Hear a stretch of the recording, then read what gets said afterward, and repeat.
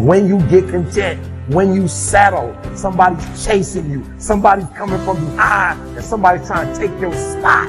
And so every single day when you wake up, you got to set new goals, new benchmarks. You got to raise it higher and higher and higher so you can make your dreams become a reality. No excuse that if you decided that you're going to do this, if it becomes hard, then do it hard. If it's difficult, so what? If it's inconvenient, so what? See, a lot of people made a commitment to come here tonight, but they looked outside and said, it's raining. The temperature dropped. It's cold outside. And they decide to give up on their commitment. And that's how people do about their dreams. They don't honor their commitment to themselves. Let me tell you what happens when you don't keep your commitment. Number one, it begins to deplete your self-esteem and it erodes your self-image. It weakens your faith in yourself. You don't feel good when you don't keep your commitments. You have to be successful before you can ever be successful. Some of you caught me, some of you didn't. You have to be successful from within first before you can ever be successful in terms of the public eye. You can never make a lot of money until your habits are there that dictate you deserve a lot of money. You can never be really ripped until your habits are there that you deserve to be really ripped. It's the most universal law in physics. Every action has an opposite and equal reaction. So you're expecting a reaction. But what's the action? What's the driving force that's going to produce the result that you want? You have to give with your energy, your effort, your sweat equity, whatever your material that you possess. You need to leave it out in the environment. Create a beneficial footprint in some way, shape, or form if you are ever going to receive something. Michael Jordan used to say that he didn't compete with other people on the basketball court. If he did, he would have never been the person that he eventually became. He used to say that the standard that he set for himself was such a ridiculous standard that no one can ever live up to it. That his work ethic was just in the direction of competing with what he was capable of. Not the today version, not the yesterday version, not the tomorrow version, but what he was capable of. And what you practice during your private time, you will be rewarded for in the public eye. You are capable of so much more than you could ever imagine.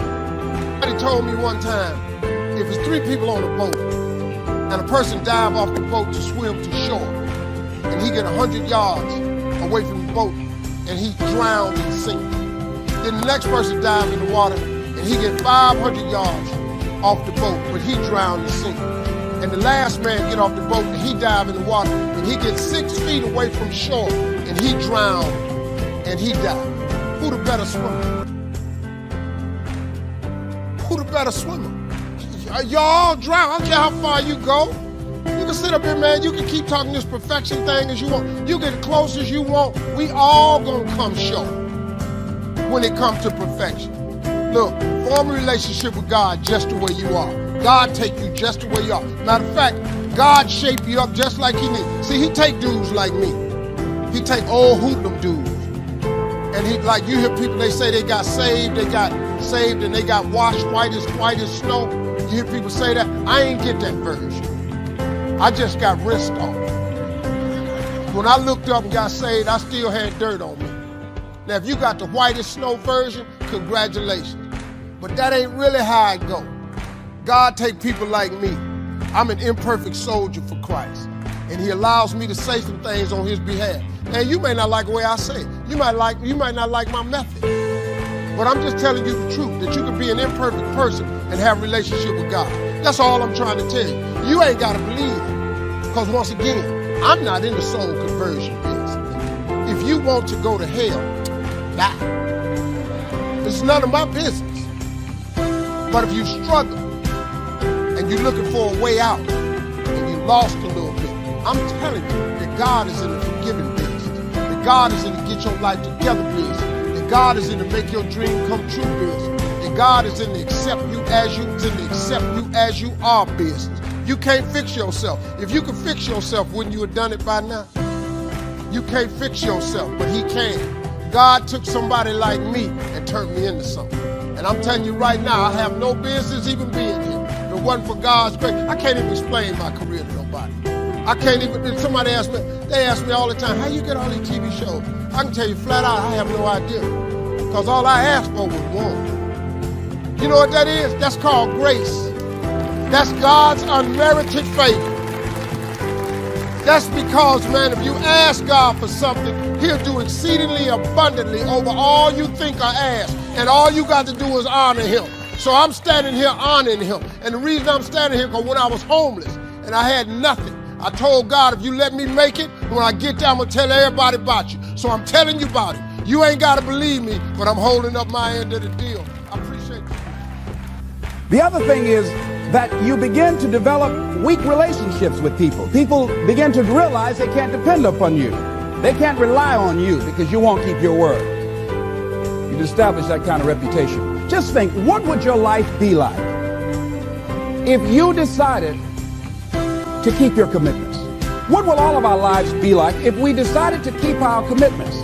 That we decided to do the things that we said that we were going to do. That we wouldn't even speak it unless we were going to do it. If we decided just for a week, just see what your life can be like. Just let's do it for a commitment to make it a 7-day commitment that I won't say I will do anything unless I'm going to do it. And find out what your life will be like. Let me tell you what, if you follow it through, if you keep your commitment to the commitment, at the end of the 7 days, you'll feel strong and powerful. Because by commitment, each time that you do, that empowers you. Whatever discipline that is required, whatever it is that you must do. So I'm suggesting, number one, commit yourself to live in the present. I saw the movie, The Dead Poets Society, Robin Williams, and they had a line in there, seize the moment. Many of us are not able to move forward and develop and manifest our greatness because we spend so much time looking back or worrying about the future. Seize the moment.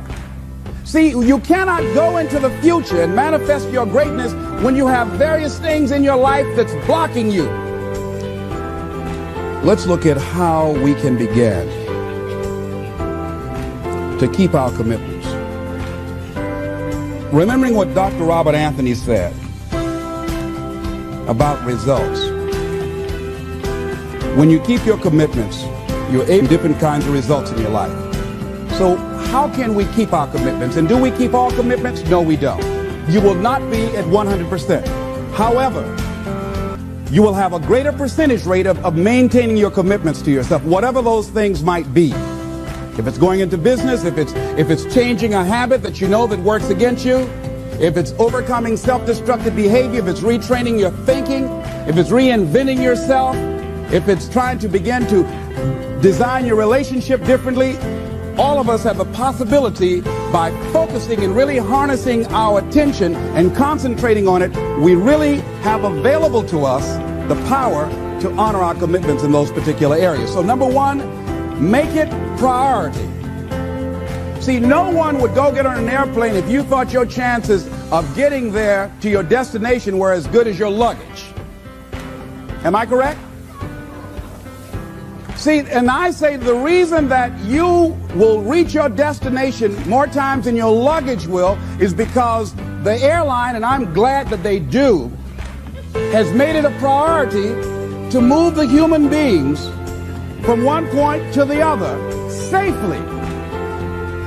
Not send you off to Boston or someplace with your luggage. So I'm not really upset when my luggage doesn't show up. I'm glad they delivered me, because they've made me a priority. See, they have made delivering you to your destination important. So if you want to honor your commitment, whatever you decide that you're going to do, make sure you make it important. Make sure it is priority. Keep it before. This is the problem. Some of us have left our employment and we've come into this industry and we've brought with us a 9-to-5 mindset. This is important. You're doing what entrepreneurs do, but you're doing it with a 9-to-5 mindset. And what a 9-to-5 means is that I'm going to put forth effort during this time and this time. When you are a true hunter, you don't go by